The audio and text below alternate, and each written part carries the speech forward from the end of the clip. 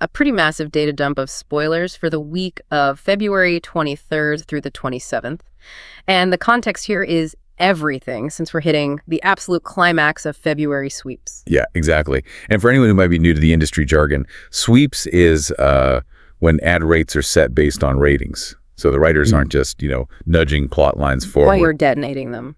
Right. We're talking returns from the dead, high-profile cameos, and kidnappings across all 5 major soaps. So it's Genoa City, Port Charles, Salem, LA, and Fairmont Crest. It's honestly a lot of noise. So our mission today with our source material, Soap Opera Weekly Spoilers, February Sweeps, and Shocking Twists, is to basically filter out the filler for you. We want to pinpoint the narrative anchors you actually need to prioritize. Right. Let's start with what the sources are flagging as the danger zones, the high-stakes thrillers in The Young and the Restless and Days of Our Lives. Yeah, the major trend here is really the past coming back to hunt people. Because over in Y&R, the headline is Matt Clark. Which is such a deep cut. We haven't seen this villain in decades. I mean, it's been a really long time. Exactly. And that's why the reaction is so visceral.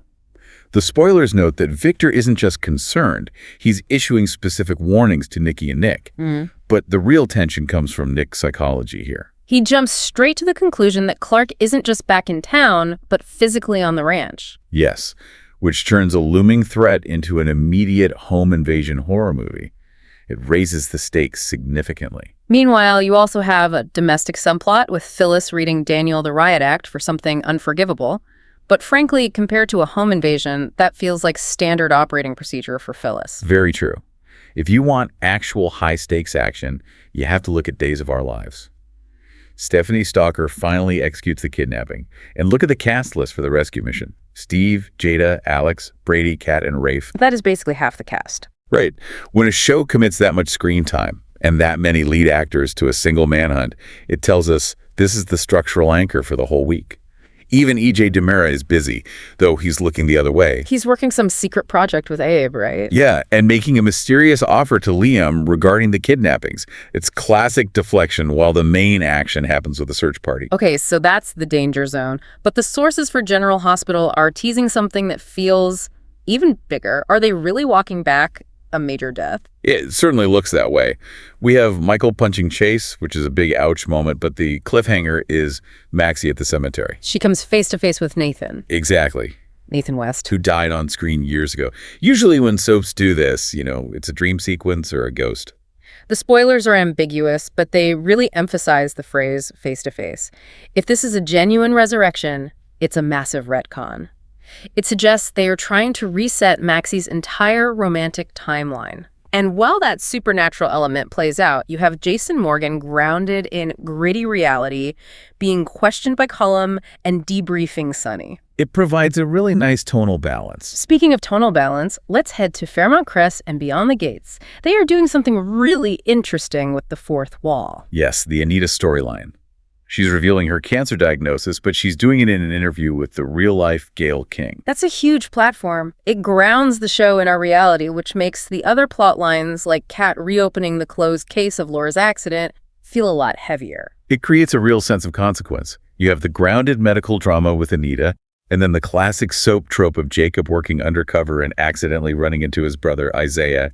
Classic wrong place, wrong time tension. Which brings us to our final stop, Los Angeles and the Bold and the Beautiful. This looks like a mix of corporate screaming matches and messy dating choices. Messy is definitely an understatement. On one side, you have the business feud.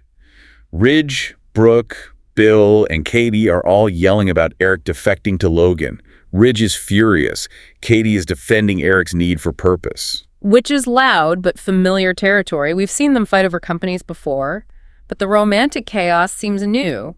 Ivy's scheming to keep Will and Elektra apart, only to get caught by Daphne. That's the standard maneuvering. But the RJ spoiler is the twist of the week.